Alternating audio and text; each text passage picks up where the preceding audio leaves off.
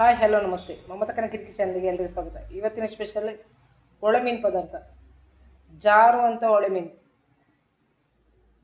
ಒಳ್ಳೆ ಫ್ರೆಶ್ ಒಳ್ಳೆ ಮೀನು, ಮಾತ್ರ ಹಿಡಿಲಿಕ್ಕೆ ಆಗೋದಿಲ್ಲ, ಜಾರ್ತಾ ಉಂಟು. ಇದು ಹಳದಿ ಕಲರ್ ತೇಡೆ ಮರಿ ಹೇಳಿದ್ರೆ ಇದು ಇಷ್ಟೇ ದೊಡ್ಡದು ಬರೋದು, ತುಂಬ ದೊಡ್ಡದು ಬರೋದಿಲ್ಲ, ಇಷ್ಟಕ್ಕೆ ಇರೋದು ಒಳ್ಳೆಯದು. ಆದರೆ ಹಿಡಿಲಿಕ್ಕೆ ಆಗ್ತಿಲ್ಲ, ಜಾರ್ತದೆ. ಅದರಿಂದ ಇದನ್ನು ಯಾವ ರೀತಿ ಸುಲಭದಲ್ಲಿ ಕಟ್ ಮಾಡೋದು ಹಾಗೂ ಪದಾರ್ಥ ಮಾಡೋದನ್ನು ನೋಡಿಕೊಳ್ಳೋಣ. ಇದರೊಟ್ಟಿಗೆ ಬೇರೆ ಮೀನು ಇದೆ, ಏರಿ ಮರಿ ಇದೆ, ಸರಿಯಾಗಿ ಎಲ್ಲದ್ರ ಹೆಸರು ಗೊತ್ತಿಲ್ಲ ನನಗೆ.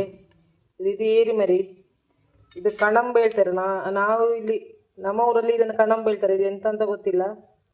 ಅದೇ ರೀತಿ ಇದೊಂದು ಮೀನಿದೆ, ಇದರ ಹೆಸರು ಸಹ ಕೂಡ ನನಗೆ ಸರಿಯಾಗಿ ಬರೋದಿಲ್ಲ. ಈ ತೇಡೆಯನ್ನು ಜಾರುವಂಥ ಈ ತೇಡೆ ಉಂಟಲ್ಲ, ಇದನ್ನು ಯಾವ ರೀತಿ ನೋಡಿ ಹಿಡಿಲಿಕ್ಕೆ ಬರ್ತಾ ಇಲ್ಲ, ಅಷ್ಟು ಜಾರ್ತದೆ ಕೈಯಿಂದ. ಇದನ್ನು ಯಾವ ರೀತಿ ಕಟ್ ಮಾಡೋದು, ಸುಲಭದಲ್ಲಿ ಕಟ್ ಮಾಡೋದು ಎಂದು ನೋಡಿಕೊಳ್ಳೋಣ ಬನ್ನಿ. ಹಾಗೂ ಪದಾರ್ಥ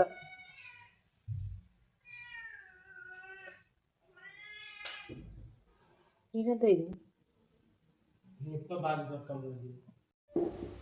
ಈಗ ಇದನ್ನು ಕ್ಲೀನ್ ಮಾಡಲಿಕ್ಕೆ ಲೈಟ್ ಉಗುರು ಬಿಸಿ ನೀರು ತೆಗೆದುಕೊಂಡು, ತುಂಬ ಬಿಸಿಲ್ಲ, ಉಗುರು ಬಿಸಿ ನೀರು ತೆಗೆದುಕೊಂಡು ಈ ಜಾರುವ ಮೀನು ಇದಕ್ಕೆ ಹಾಕಿಕೊಳ್ಳೋಣ. ಒಂದು 2 ಸೆಕೆಂಡ್, 2 ನಿಮಿಷ, ಜಾಸ್ತಿ ಬೇಡ.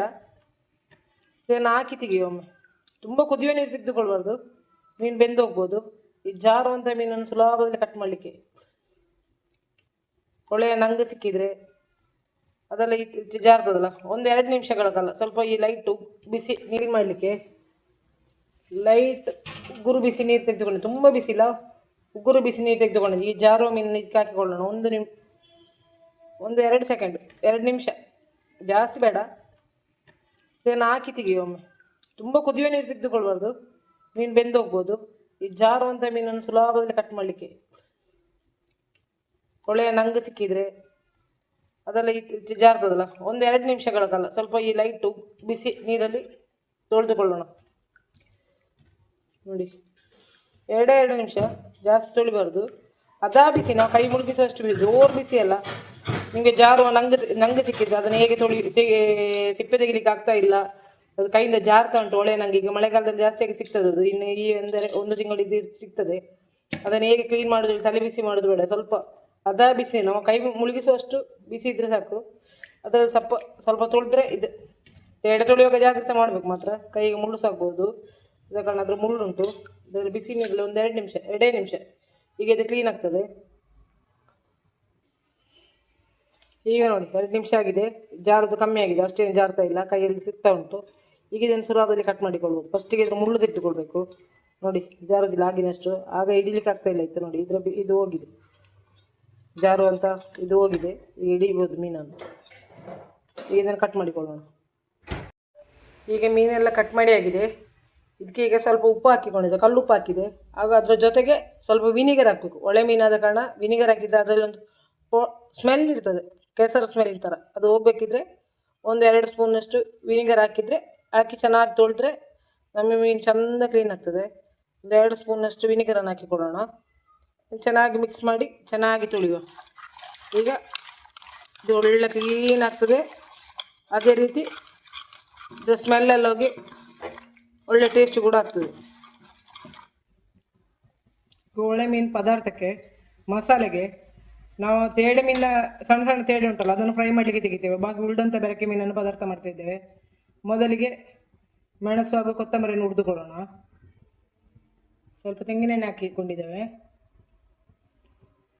ಈಗ 5 ಉದ್ದ ಮೆಣಸು, 3 ಗಿಡ್ಡ ಮೆಣಸು ಹಾಕಿಕೊಂಡಿದ್ದೇವೆ. ಖಾರಕ್ಕೆ ಎಷ್ಟು ಬೇಕಷ್ಟು, ತುಂಬ ಖಾರ ಬೇಡ. ತೇಡೆ ಹಾಕಿದ್ರೆ ಅಂತೂ ಖಾರ ಮಾಡಬೇಕು. ಈಗ ತೇಡೆಯನ್ನು ನಾವು ಫ್ರೈ ಮಾಡ್ತಿದ್ದೇವೆ, ಬಾಕಿ ಬೆರಕೆ ಮೀನನ್ನು ಪದಾರ್ಥ ಮಾಡ್ತಿದ್ದೇವೆ.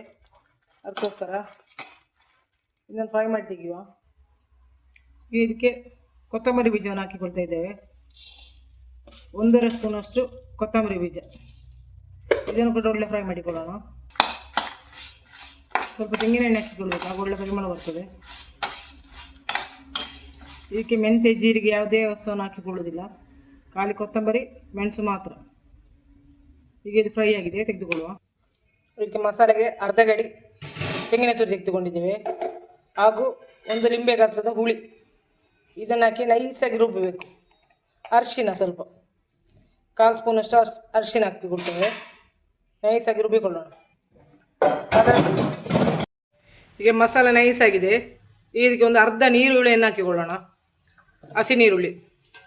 ಇದನ್ನು ಹಾಕಿ ನೈಸ್ ಗ್ರೈಂಡ್ ಮಾಡುವ. ಈಗ ನಮ್ಮ ಈರುಳ್ಳಿ, ಟೊಮೆಟೊ, ಹಸಿಮೆಣಸು ಒಳ್ಳೆ ಬೆಂದಿದೆ. ಇದಕ್ಕೆ ಉಪ್ಪು ಹಾಕಿ ಮಸಾಲೆ ಹಾಕಿಕೊಳ್ಳೋಣ. ಕಲ್ಲುಪ್ಪು ಮುಗ್ಗಿದೆ, ಹಾಗೆ ಉಪ್ಪಿನ ಹುಡಿಯನ್ನು ಹಾಕ್ತಾ ಇದ್ದೇನೆ.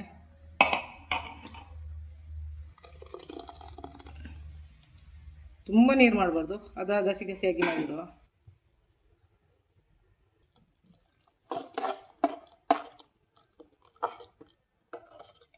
ಒಳ್ಳೆ ಕುದೀಲಿ, ಅದಕ್ಕೆ ಸಾಕು. ಮೀನಿನ ಮಸಾಲೆ ಕುದಿಯುವಾಗ ನಾವು ಫ್ರೈಗೆ ಮಸಾಲೆ ರೆಡಿ ಮಾಡಿಕೊಳ್ಳೋಣ. ನೋಡಿ, ಹಳದಿ ಇದ್ದಂಥ ತೇಡೆ ಮೀನು ಒಳ್ಳೆ ವಿನಿಗರ್ ಹಾಕಿ ತೊಳೆದಾಗ ಯಾವ ಕಲರ್ ಬಂದಿದೆ, ಒಳ್ಳೆ ಬಿಳಿ ಬಿಳಿಯಾಗಿದೆ. ಮೀನಿದೆಲ್ಲ ಕಲರೆಲ್ಲ ಹೋಗಿದೆ ನೋಡಿ. ಆಗ ಮೀನೆಲ್ಲ ಕಪ್ಪು ಕಪ್ಪಿತ್ತು. ಈಗ ಒಳ್ಳೆ ವಿನಿಗರ್ ಹಾಕಿ ಚಂದ ಉಪ್ಪು ಹಾಕಿ ತೊಳೆದಾಗ ಎಲ್ಲ ಕಲರ್ ಹೋಗಿ ಒಳ್ಳೆ ಬಣ್ಣ ಬಂದಿದೆ. ಈಗ ಗೆರೆ ಹಾಕಿಕೊಳ್ಳೋಣ.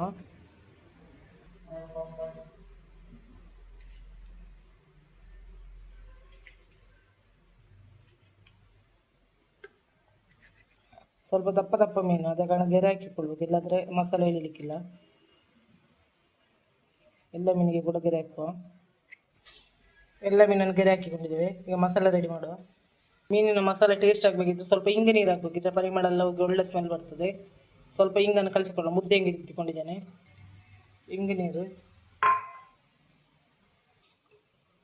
ರುಚಿಗೆ ತಕ್ಕಷ್ಟು ಉಪ್ಪು, ಒಂದು 1/4 ಸ್ಪೂನಷ್ಟು ಅರಿಶಿನ, ಹಾಗೂ ಒಂದು ದೊಡ್ಡ ಸ್ಪೂನು, 1.5 ಸ್ಪೂನು ಮೆಣಸಿನ ಹುಡಿ. ಅದ ಖಾರದ್ದು, ತುಂಬ ಖಾರ ಇಲ್ಲ. ಹಾಗೂ ರುಚಿಗೆ ಅನುಗುಣವಾಗಿ ಹುಳಿ ನೀರು, ತುಂಬ ಬೇಡ. ಎಷ್ಟು ಇದು ಹುಳಿ, ತುಂಬ ಹುಳಿ ಇದ್ದರೆ ಸ್ವಲ್ಪ ಸಾಕು, ಹುಳಿ ಸ್ವಲ್ಪ ಕಮ್ಮಿ ಇದ್ದರೆ ಸ್ವಲ್ಪ ಜಾಸ್ತಿ ಹಾಕಿಕೊಳ್ಬೋದು, ಅವರವರ ಟೇಸ್ಟಿಗೆ ಅನುಸಾರವಾಗಿ. ಒಳ್ಳೆ ಮಸಾಲ ರೆಡಿಯಾಗಿದೆ. ಎಲ್ಲ ಮೀನನ್ನು ಹಾಕಿ ಚೆನ್ನಾಗಿ ಮಿಕ್ಸ್ ಮಾಡಿಕೊಳ್ಳೋಣ.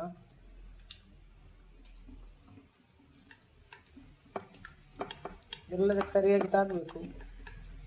ಸ್ವಲ್ಪ ದಪ್ಪ ಇದೆಲ್ಲ ಮೀನಾಗ, ಸರಿಯಾಗಿ ಇಟ್ಕೊಳ್ಬೇಕಿದ್ರೆ ಸರಿಯಾಗಿ ತಾಗಿಸಿ ಒಂದು 1 ಗಂಟೆ ಇಟ್ಟರು ಒಳ್ಳೆಯದೇ. ಮಿನಿಮಮ್ ಒಂದು ಅರ್ಧ ಗಂಟೆ ಆದರೂ ಇಡಬೇಕು, ಇಲ್ಲಾಂದರೆ ಉಪ್ಪು ಖಾರ ಸರಿಯಾಗಿ ಹಿಡಿಯೋದಿಲ್ಲ. ಒಳ್ಳೆ ಇಂಗಿ ಸ್ಮೆಲ್ ಬರ್ತಾ ಉಂಟು.